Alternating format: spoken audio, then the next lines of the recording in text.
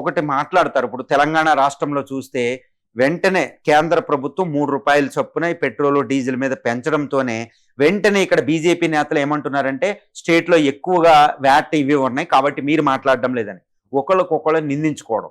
ఇది ఈ స్టేట్లో కాదు, ఎక్కడ పడితే అక్కడ ఉంది అపోజిషన్, కేంద్ర ప్రభుత్వం అంతా. ఇప్పుడు దాకా 5 రాష్ట్రాల ఎన్నికల వల్ల ఈ యొక్క పెట్రోల్, డీజిల్ రేట్లు పెంచలేదు. అదైతే మనం ఒప్పుకుని తీరాలి, ఎందుకంటే ఎలక్షనీరింగ్ డెమోక్రసీ కాబట్టి. తర్వాత కాకపోతే ఇప్పుడు పాకిస్తాన్లో 55% పెట్రోల్ రేట్లు పెంచారు పాకిస్తాన్లో.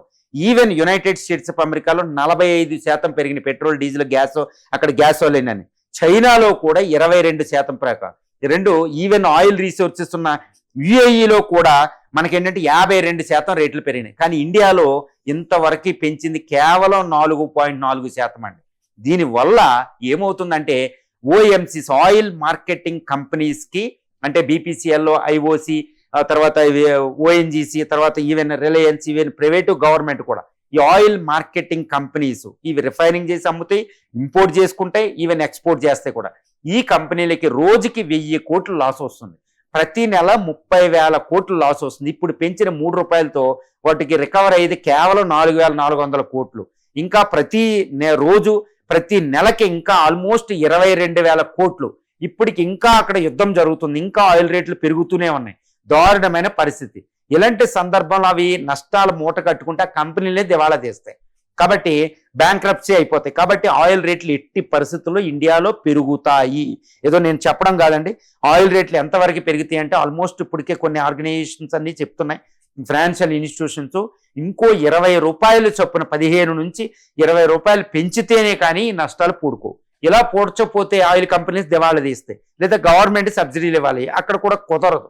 స్టేట్లు అయితే అసలు ఇచ్చే పరిస్థితి, అందులోంచే ట్యాక్స్ తీసుకుంటున్నాయి. ఇంకా స్టేట్ ఎక్కడ ఇస్తాయండి?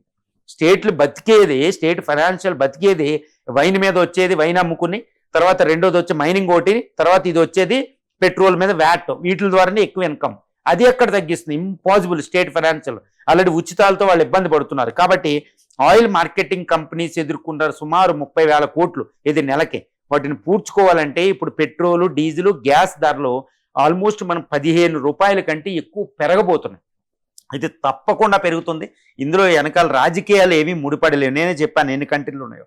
ఇది రాజకీయాలకు ముడిపడిన ఒక వ్యవహారం కాదు. ఇక్కడ అపోజిషన్, ఇది ఇంటర్నేషనల్ ఇష్యూ వల్లే ఇది పెరుగుతున్నాయి. కాబట్టి మనకి త్వరలో పెట్రోల్, డీజిల్ చూడండి ₹3 పెంచిన తర్వాత 90 పైసలు. ఇలాగ ప్రజల్ని సైకలాజికల్గా ఏంటంటే ప్రిపేర్ చేయడానికి ₹90, 10 పైసలు, ₹4, ₹3 ఇలా పెంచుకుంటూ పోతారు. త్వరలో ఏంటంటే కొన్ని వారాల తర్వాత ఈ పెట్రోల్, డీజిల్ ధరలు ఇప్పుడున్న రేటు కంటే ఇంకొక 30% అయితే 100% పెరుగుతాయి.